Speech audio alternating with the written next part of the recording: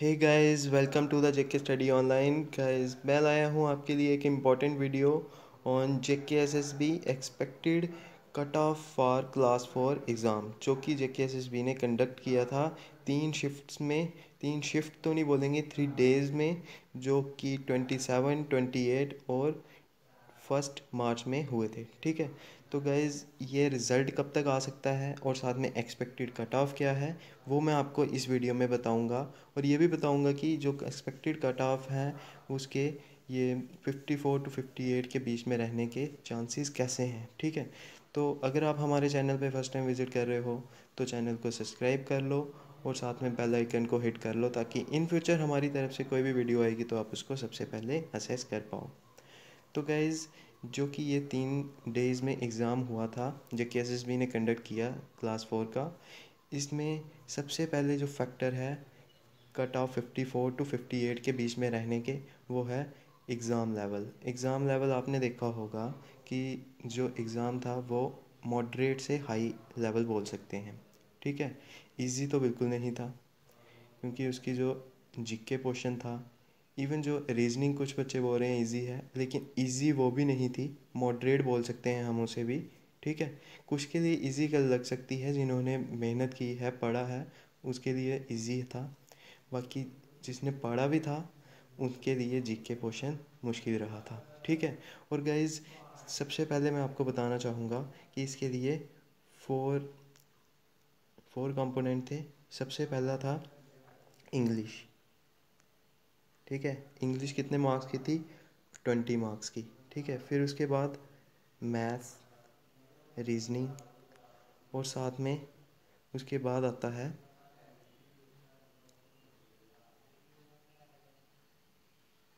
GK portion.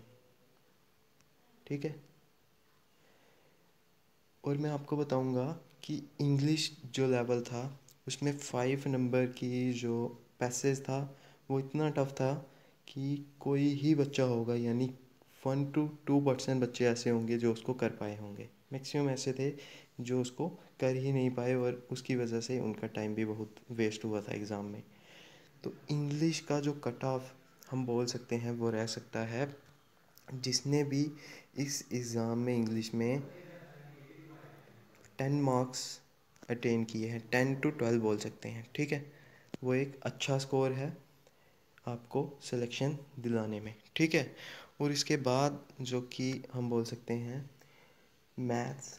Maths में अगर आपने और 10 मार्क्स लिए हैं, एक एवरेज स्कोर अगर आपका 10 है तो वो एक बहुत अच्छा स्कोर है, उसको आप कम नहीं आंक सकते हो। ठीक है, और उसके बाद आती है रीजनिंग पोर्शन। रीजनिंग में मैं बोल सकता हूँ 12 जिसके मार्क्स हैं वो अच्छा स्कोर है। बच्चों ने इसमें फुल भी मार्क्स अटेन किए हैं, लेकिन टॉपर्स जो होंगे उनका स्कोर आप कट ऑफ डिसाइड नहीं करता है। इसलिए मैं यही बोलूँगा कि जो बहुत अच्छे थे उनके भी इसमें 15 मार्क्स बने हैं, तो एवरेज स्कोर हम इसमें 12 मान के चल सकते हैं। ठीक है, फिर इसके बाद आता है जीके पोर्शन। जीके में अगर इसमें आपने 55% भी अटेन किए हैं, 55% यानी कि 22 तक, ठीक है, तो वो एक अच्छा स्कोर हो सकता है। ठीक है, इस हिसाब से अगर आप चलें तो जो स्कोर बनेगा वो बनेगा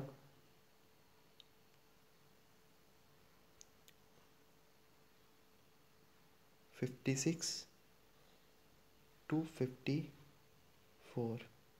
ठीक है, अगर हम इंग्लिश के 10 मार्क्स लेते हैं तो स्कोर बनेगा 54, और अगर हम इंग्लिश के 12 मार्क्स लेते हैं तो स्कोर बनेगा 56। और गाइस इसी के बीच में कट ऑफ भी रहने वाला है आपका, ये मैं अभी आपको बता रहा हूँ। ठीक है, अगर कट ऑफ जाता है 60 से ज़्यादा तो वो हो जाएगा तभी अगर ये आज के दिन यानी 16 को रिज़ल्ट नहीं आएगा तो। उसके कारण क्या है? अगर इसमें होती है करप्शन, बैकडोर एंट्रीज़ करवाई जाती हैं जेकेएसएसबी के द्वारा, क्योंकि ये लेट होने का यही चांसेस हैं कि इसमें कुछ ऐसा हो सकता है। ठीक है, मैं ये तो नहीं बोलूँगा इसमें कि हुआ ही हुआ है, हो सकता है। ठीक है, अगर 58 से ज़्यादा मेरिट जाता है तो इसके पीछे कारण यही रहेंगे कि इसके पीछे कुछ तो कुछ गड़बड़ हुई होगी, ठीक है। अगर नहीं होती है तो जो कट ऑफ है वो रहेगा मैक्सिमम 58, ठीक है। मैं आपको बोल सकता हूँ कि जो कट ऑफ है वो रहेगा मैक्सिमम, ठीक है, मैक्सिमम 58। 58 अगर आपके स्कोर है तो आप अपने आप को सेफ़ मान सकते हैं। और जहाँ तक आप ये सोच रहे होंगे कि ये जो रिज़ल्ट है ये आने वाला है, आज आ सकता है, ठीक है। यानी आज क्या डेट है, 16 अप्रैल, ठीक है। आज रिज़ल्ट आ सकता है, नहीं आएगा आज तो इसके बाद कब आएगा, कभी भी आ सकता है फिर उसके बाद, ठीक है। आज 45 डेज़ हो गए हैं एग्ज़ाम को, ठीक है। आज रिज़ल्ट आ सकता है।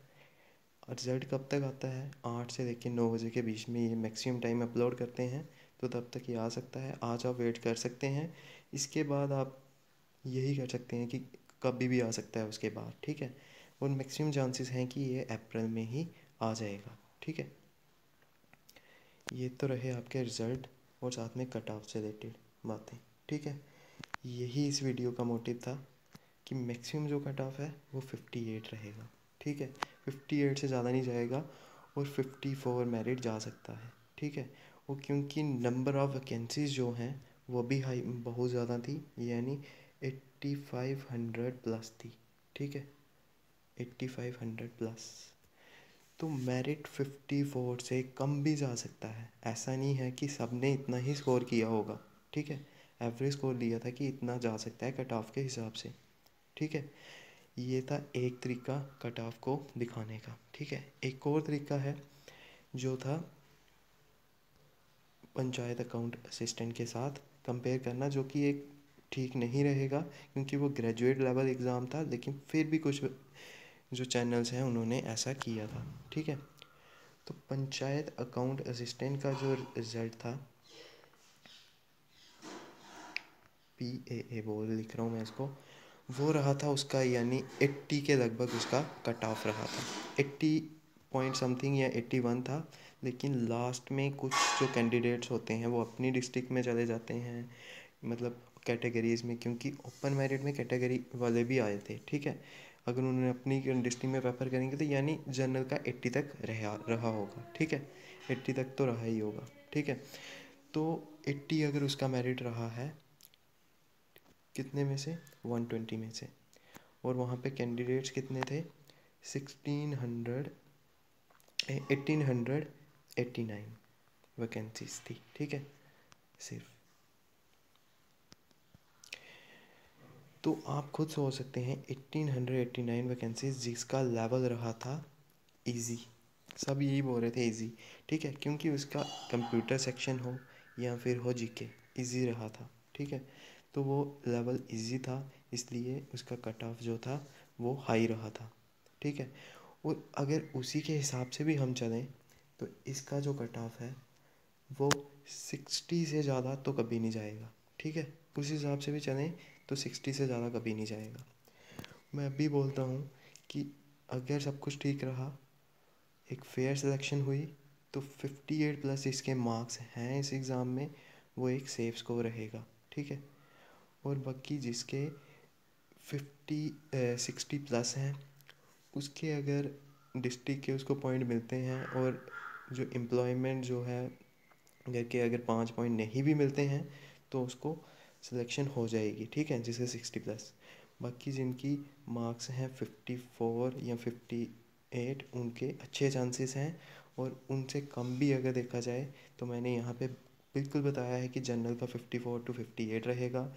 आरबीए का जो कट ऑफ है वो 49 टू 54 के बीच में रह सकता है, क्योंकि आरबीए और ईडब्ल्यूएस की लगभग 10% रिजर्वेशन है, जितनी भी टोटल वैकेंसीज़ हैं उसका 10% आरबीए और ईडब्ल्यूएस का मिलने वाला है, यानी वैकेंसीज़ उनकी काफ़ी ज़्यादा हैं, इसलिए उनका कट ऑफ यहाँ तक रह सकता है 49 टू 54 और 47 टू 52। ईडब्ल्यूएस का इसलिए कम क्योंकि मुझे लगता है कि 8500 प्लस वैकेंसीज़ हैं और सबके पास जो EWS है, कुछ ऐसे कैंडिडेट्स भी होंगे कि वो EWS के अंदर फॉल करते होंगे लेकिन उनका EWS नहीं बना होगा। अभी तो बहुत लोगों ने बना लिया लेकिन उस टाइम पे नहीं बना होगा, ठीक है। और SC ST जो कट ऑफ है वो 45 to 46, 43 to 46 रह सकता है। OBC का 50 to 53 रह सकता है, क्योंकि OBC का आपने देखा ही होगा कि जनरल के पास में ही होता है उसका कट ऑफ, ठीक है। यही था इस वीडियो में। नेक्स्ट वीडियो में लेके आऊँगा जब रिज़ल्ट आएगा, ठीक है। तब तक के लिए गुड बाय, थैंक यू।